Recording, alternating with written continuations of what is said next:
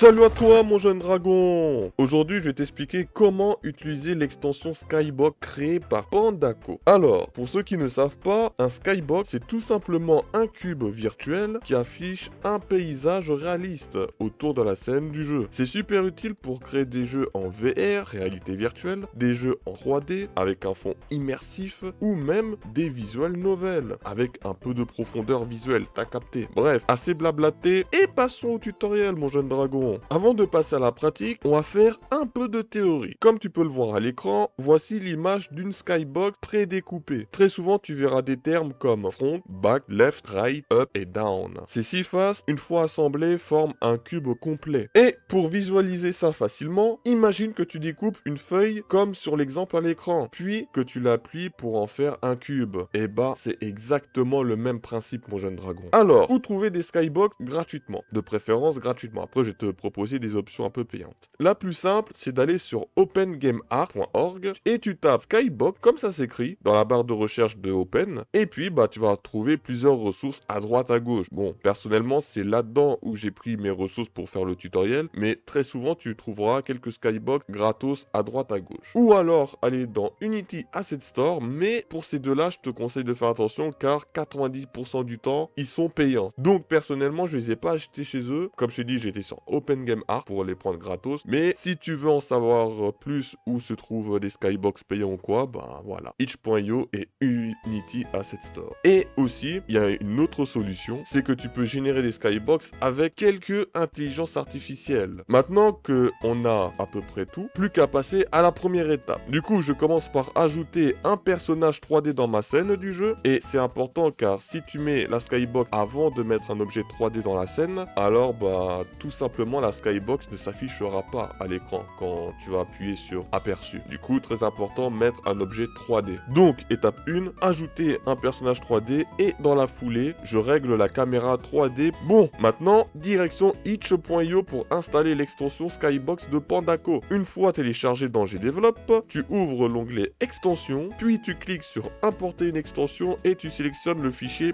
.js de la Skybox, donc de l'extension de Pandako. Ensuite, au lancement de la scène, j'ajoute l'action Set Skybox et là, tu verras apparaître 6 blocs correspondant aux 6 faces d'une cube 3D. C'est exactement ce qu'on a vu dans la partie théorique avec le front, back, machin, t'as capté. Mais attention, au premier essai, les cubes ne sont pas forcément bien alignés et ça c'est normal, pas de panique mon jeune dragon. Et du coup, pour corriger ça, bah tu vas dans Piskel qui est intégré dans GDevelop et tu vas modifier les rotations des faces jusqu'à ce que tout s'emboîte parfaitement. Personnellement, je suis les conseils de Pandako, c'est-à-dire Pandako lui, il conseille de faire front à 180 degrés, la partie right à 90 degrés, left pareil 90 degrés et le down, donc button, à 180 degrés. Généralement, après ça, il reste toujours quelques modifications à faire. Du coup, bah, généralement, en tout cas personnellement, je prends une dizaine de minutes pour tout réaligner, histoire que tous les décors se collent parfaitement bien. Et après quelques réajustements, voici le résultat de mon petit prototype, mon jeune dragon. Pas mal, hein?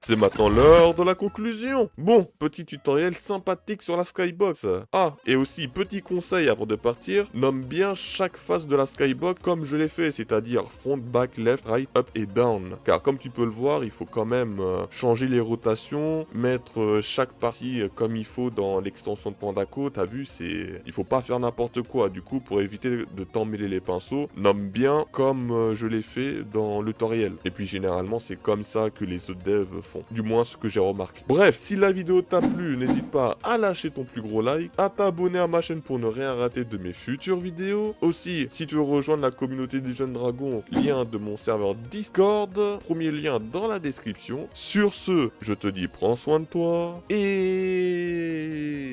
outro.